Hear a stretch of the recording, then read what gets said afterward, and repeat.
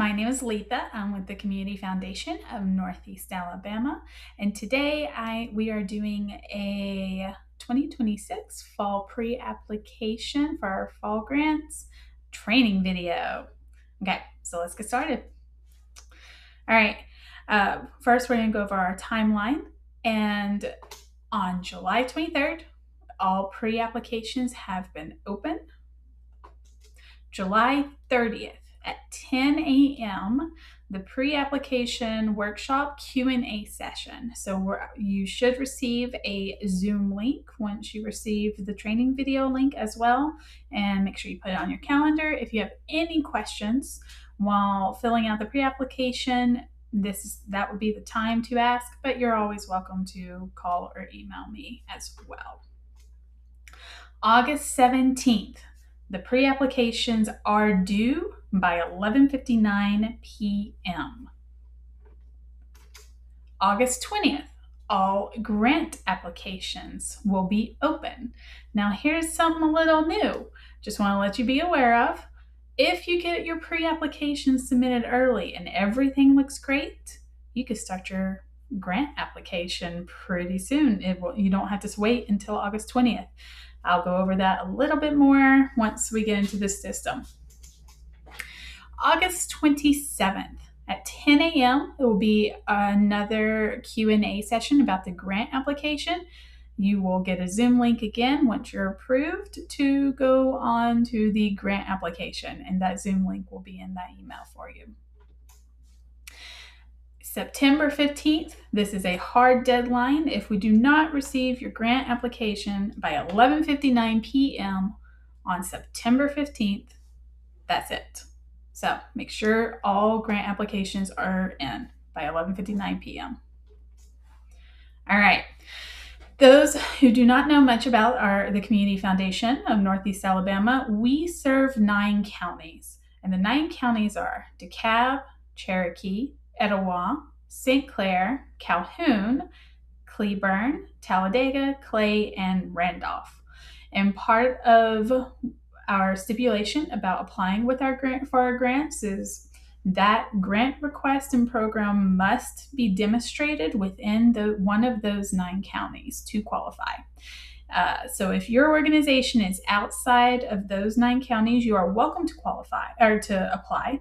However, make sure that program that you're requesting that grant for is demonstrated in DeKalb or any of the counties.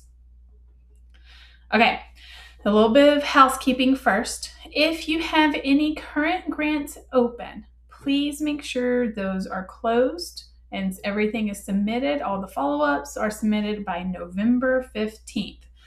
So if you have a 2025 Fall Stringfellow Health Fund grant open currently, make sure you have everything submitted in no later than November 15th. That way, if you are granted for 2026 Stringfellow, we could go ahead and get all that information sent to you as soon as possible. All right, as mentioned, I'm sure you're kind of wondering what's going on. We've had many updates and exciting news. And one of the exciting things is this video. We are trying something new. We are doing a video and sending it out with the grant announcement and along with some application process changes. So one of the big application changes is there's no duplicate applications for multiple funds in 1 year. What that means is you are not able to apply for reading books with the Harlan Jones, with the Stringfellow in the spring, and then you decide you want to apply for more reading books for the Harlan Jones in the fall. That doesn't cut it. You only do 1 program per grant request. So you could do reading books for the Harlan Jones, and then you could do in the spring, do a nutritional program or something, but we're not duplicating requests anymore. All right, another change is established grant request limits. I will go over that a little bit more on the next slide. All right, and then a few new changes with one of our current grants. The Summit grant is now going to be during the springtime, starting the spring of 2027. Is going to be with the Stringfellow in the spring. It used to be during the summer, and it is for organizations who want to help build their capacity, whether it is board training or leadership training of some sort, or helping your technology base. One organization used it to buy computers or database or donor system, anything of that sort. That's what the Summit Grant is for, but now it's going to be available for you during the springtime. That's exciting. Along with now, one qualification is changing just a little bit with the Summit Grant, and only organizations who have an operating budget of $199,999 or less can apply. Any organization has a budget higher than that does not qualify. All right, as mentioned earlier, we have made changes to the grant request limits. First, we're going to go over Stringfellow. Stringfellow Health Fund is awarding $250,000. You can request up to $25,000. Make sure while you're writing this grant, the Stringfellow Health Fund is health focused only. Okay? Next is the Longleaf Fund. The Longleaf is awarding $45,000, and you can request up to $8,000. The Longleaf is unrestricted, but is not for capital gains. So I highly recommend you go on our website and read over our grant guidelines for that, just to make sure that request fits within that guidelines. The next one is the Harlan Jones Fund. This one is awarding $33,000, and you can request up to $8,000, and it is for organizations that support literacy, education, safety and development, and whether that's moral or physical, or of children up to the age of 19. So Harlan Jones always associated with children, so keep that in mind. Farley Moody Galbraith. That one is awarding $14,000, and you have a request limit of $5,000. And this is for organizations that support needy children, disadvantaged youth, or the arts. So any of those grant requests can fall within that category underneath the Farley Moody Galbraith. Last but not least, we have the Foothills Community Fund. This one is awarding $14,000 as well, and it's requesting, and you have a request limit of $5,000. Something a little special with the Foothills grant. It is only for Calhoun County and the organizations within Calhoun County. And make sure those programs that you're requesting for this grant is educational based, community and economic development, safety, and wellness. Okay. And again, more changes. This is exciting. Okay, items to upload. We have changed the pre-application just a little bit, and normally you need to upload your IRS letter of determination. Now, if you have applied with us in the past and we have your IRS letter of determination, you do not have to upload it again. So if you are a new applicant with CFNEA, you have to upload your IRS letter of determination. If not, you do not have to upload that anymore. Another one is your strategic plan.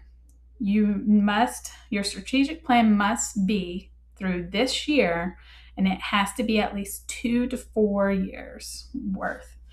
If it falls within that category, still, you do not have to upload that strategic plan. But if it doesn't fall in that category and you have a new strategic plan, you must upload that. Your audit. So we have a little bit of, if your organization is operational budget is $50,000 or less, you do not have to upload an audit or audit compilation. However, if it is $50,000 or above, you will have to upload an audit compilation or an audit review. And that is more detail on the application itself. Next, everybody has to upload their operating budget, and it must be through December 31st of 25 or your fiscal year. Another thing is it has to come from your accounting software. If it does not look like it's coming from your accounting software, I will be reaching out to you. And then next is the board of directors. And this is going to be a table. We'll need the name, age range, ethnicity, gender, and term. And then last is your proposal of the grant. Okay, how to apply. I'm actually going to show you how to get to it, but first I'm going to tell you, we're going to go to CFNEA.org, and you're going to click on the Receive tab. Select Grants Not-for-Profit Organizations. Scroll past the grant schedules, and then at the bottom, you should see a big gold button that says Grantee Access. That's what you're going to click. Honestly, though, if you're applying with us, I highly recommend just starring that tab so it's on your main toolbar on your browser. That's what I do, so I don't have to go hunt for it every time. And then log in or create your account, and then you can apply. During this whole process, I am here for you. If you have any questions, you see my contact information or my email. I am here. All right, now let's get to it. Okay, so first I'll show you how to get to it. You're going to go up to the top, CFNEA.org, and you're going to select Receive and select Grants Not-for-Profit. Now, here you'll see all the grant guidelines. They'll have more detail on what exactly fits within the Stringfellow Health Fund or the Farley Moody, Foothills, Harlan Jones, or Longleaf. I highly recommend you reviewing those. Okay, now you'll see the spring schedule, the grant schedule, the summit schedule, and this is the fall schedule. Make sure you take notes and put this on your calendar for everything. Like I said, we do have hard deadlines. Now, grantee access. So you're going to select that, and it's going to take you to our portal, and you're going to log in or create an account. Here, I'm showing you what your dashboard would look like. I have already created an application, but we are going to go to apply. You see that I've already have applied for the Stringfellow, and I'm in the process of applying for Longleaf, so that's not dark anymore. Now I'm just going to do Harlan Jones or whatever. Actually, I'm going to go back to that. Wait, I already have an application available open, so I'm going to select that and go to my existing application.